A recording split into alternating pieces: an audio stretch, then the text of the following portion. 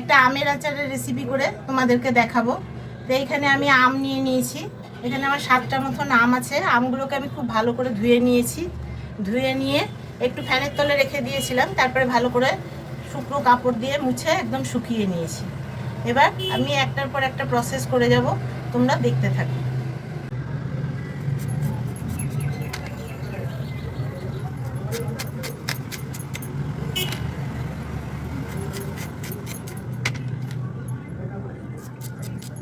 আমি কিন্তু এখানে আমের খোসাগুলোকে কেটে ফেলিনি, খোসা শুদ্ধই কিন্তু আমগুলোকে আমি কাটছি। আমগুলো কাটার পরে এই যে একটা পাতলা পর্দা মতন থাকে, সেইটাকে উঠিয়ে ফেলে দিতে হবে। আমগুলোকে আমি কেটে নিয়েছি। এবার এতে মেশাবো হলুদ। এখানে আমি দিচ্ছি, প্রথমে তো 1 চামচ হলুদ দিলাম, তার আরও হাফ চামচ হলুদ দিলাম। এখানটা দিচ্ছি এখানে 1 চামচ শুকনো লঙ্কার গুঁড়ো, দিচ্ছি নুন 1 চামচ দিলাম, তারপরে আমি হাফ চামচ মতন আরও নুন দিলাম। এটাকে আমি ভালো করে মেখে নেব।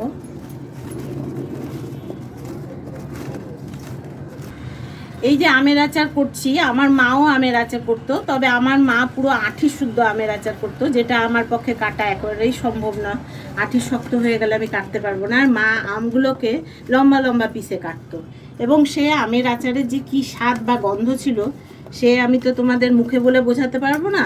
আমরা যারা ভাই বোনেরা বা পাড়া প্রতিবেশী বা আত্মীয় স্বজন স্বাদ পেয়েছি, তারাই জানবো একমাত্র সেই আমের আচারের কি স্বাদ ছিল।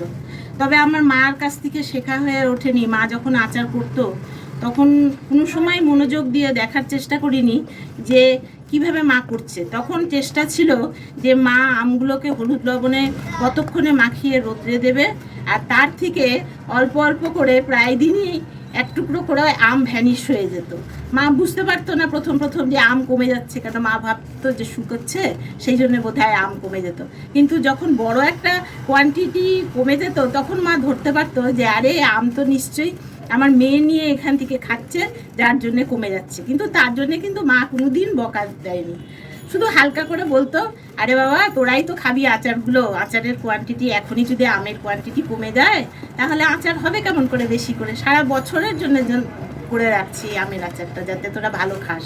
তো সেই আমের আচার দিয়ে ডাল দিয়ে ভাত মেখে 1 টুকরো আমের আচার, আর যেন মনে হতো কিছু লাগবে না। আর সন্ধ্যাবেলা কোনো দিন যদি বাবা বলতো একটু মুড়ি মাখতো অফিস থেকে এসে, তখন বা আমাকেই বলতো চাই মাকেই বলতো, তখন কি করা হতো, সেই মুড়ি যে মাখা হতো তার মধ্যে এই যে আমের আচারের তেল আর একটু মশলা, ওহো কি যে টেস্ট হতো তার, মানে কি বলবো, বলতে এখন আমার চোখে জলও চলে আসছে। মায়ের কথা ভীষণ মনে হচ্ছে, আর সেই স্বাদের কথাও মনে হচ্ছে। তো আজ তো বহু বছর হলো মা আমাকে ছেড়ে চলে গেছে। মা থাকলে যে কি খুশি হতো আমাকে এইভাবে আচার করতে দেখে। তো যাই হোক, মা দেখতে পারলো না, কিন্তু তোমরা দেখে যদি তোমাদের ভালো লাগে বা তোমরা আমার রেসিপি দেখে বানিয়ে খাও, তাহলে আমার খুবই ভালো লাগবে। তা আপাতত তো শুরু করলাম, দেখা যাক কি হয়। আমি এখানে হলুদ লবণ আর একটু লঙ্কার গুঁড়ো দিয়ে তো দেখলেই মেখে নিলাম এটাকে। এবার এটাকে আমি 1 দিন এর জন্যে একটু রোদ্রে দেব। এই যে লবণটা দিলাম, লবণ দেওয়াতে কি হবে, এতে জল ছেড়ে যাবে, তো সেই জন্য 1 দিন কমসে কম আচারটাকে মানে আমটাকে একটু রোদ্রে দিতে হবে। এখনও তো এটা আচার হয়নি, সেই জন্য আমি বলবো। আমি এরকম একটা ঝাঁঝরি নিয়ে নিয়েছি। ঝাঁঝরিটা নেওয়ার কারণ, এতে দেখছো তোমরা এরকম ফুটো ফুটো আছে, তাহলে যে জলটা হবে সেই জলটাই ফুটোটা দিয়ে বেরিয়ে যাবে, তাহলে খুব তাড়াতাড়ি শুকিয়ে যাবে। আর ধরো যাদের রোদের সুবিধা নেই, সেই ছাদে যে রোদে দেওয়া, তাছাড়া উপায় নেই, তারা কি করবে, তারা এই জানলার উপরে রোদের যে তাপটা আসবে সেখানে দিয়ে রাখবে, আর ফ্যান চালানো থাকবে ঘরে, তাতেই অনেকটা কাজে দেবে। আমি এই থালের থেকে এখানে নিয়ে নিচ্ছি আমগুলোকে কিন্তু এইভাবে সোজাভাবে দিতে হবে প্রথমে। তো আমার ব্যালকনিতে খুব ভালো এই সময় রোদ আসে, কারণ ব্যালকনিটা আমার পশ্চিমমুখী। তা আমি এইখানে এই ঝাঁঝরিটার মধ্যে এই আমগুলোকে দিয়ে দিলাম। আমি 1.5 দিন মতন এটাকে রোদ্রে দেবো। আজকে দিলাম হাফ বেলা, আর কালকে ওই হাফ বেলা মতন দেবো, তার থেকে একটু বেশি দেবো, মানে পুরোপুরি 1.5 দিনও হবে না। তার মধ্যে দেখি কতটা আম শুকায় সেই বুঝে। আজকে আমি যে সময় আমটা দিলাম তো আমার হাফ বেলা রোদ পাচ্ছে, আর কালকে আর হাফ বেলা রোদ দেবো। তার মধ্যেই আশা করি যে নুনটা দেওয়ার জন্য জলটা কাটবে, সেটা পড়ে যাবে পুরো জলটা, আর আমটাও বেশ শুকিয়ে আসবে। শুকনো মানে একদম কড়কড়া শুকনো করলে কিন্তু হবে না, বুঝে নিতে হবে, সেটা তোমাদের আমি দেখিয়ে দেবো। তো কালকে আবার তোমাদের কাছে ফিরে আসছি। আমগুলো আমি শুকিয়ে নিয়েছি।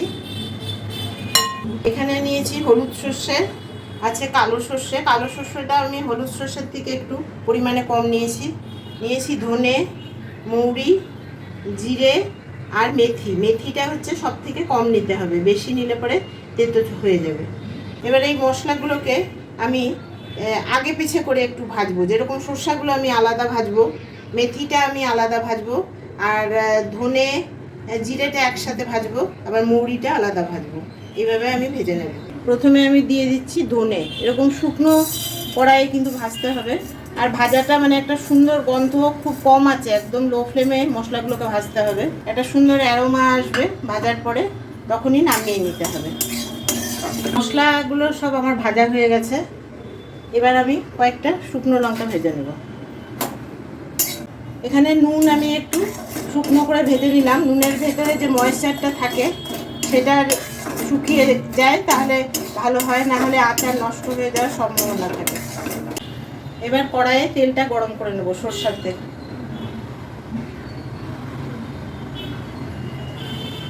আমি ভালো করে গরম করে নিলাম। এবার গ্যাসের ফ্লেমটা অফ করে দিচ্ছি। ভাজা মশলাটা আমি ঠান্ডা করে নিয়েছি। এবার আমি এটা মিক্সিতে পিষে নেব, একদম মিহি করে পিষবো না, আধিভাবে পিষে নেব। মশলা আমি এখানে পিষে নিয়েছি। তেলটা এখনো গরম আছে, আমি দিয়ে দিচ্ছি একটুখানি পাঁচফোড়নেতে। দিচ্ছি এখানে আমি হিংটা এখানে আচারে প্রিজারভেটিভের কাজ করবে।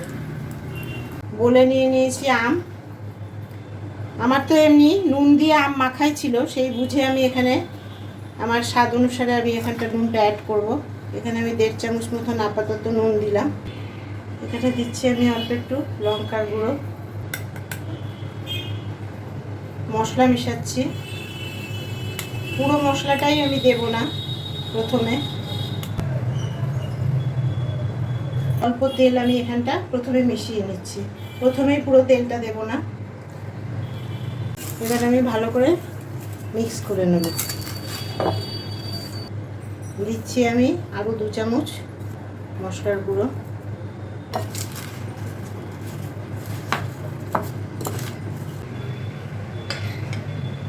এবার এতে আমি যতটা তেল গরম করেছিলাম, তেলটা মোটামুটি আমার ঠান্ডা হয়ে আসছে, পুরোপুরি ঠান্ডা হয়নি, কিন্তু আবার খুব গরমও নেই। মিশিয়ে দিচ্ছি। তেলটা আমি ভালো করে মিশিয়ে নিয়েছি। এবার এটা আমি ঠান্ডা হতে রেখে দেবো, পুরোপুরি ঠান্ডা হতে। তেলটা তো মোটামুটি ঠান্ডা হয়ে এসেছিলো, কিন্তু যতটুকু গরম ভাব আছে সেটা যাতে পুরোপুরি ঠান্ডা হয়ে যায়। তৈরি হয়ে গেছে আমের আচার। আমগুলো আমি যে মশলা দিয়ে মেখে এই বোলটার মধ্যে হাফ বেলার জন্য রোদ্রে দিয়েছিলাম, তাতেই মনে হচ্ছে অনেকটাই আমটা মজে গিয়েছে। তো এটাকে এখন আমি এই কাচের বয়ামের মধ্যে উঠিয়ে নেব।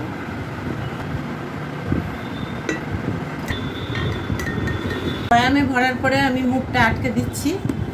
এবার এই অবস্থায় আচারটাকে আমি 15 দিন মতন রোদে দেব। না দিলেও হয়, কিন্তু তাও আমি দেব, যাতে তেলটা গরম হয় এবং তেলের মধ্যে আমগুলো আরও সুন্দরভাবে মজে যায়। এই আচার বানানোর প্রসেসটা তোমাদের কেমন লাগলো আমাকে জানিও।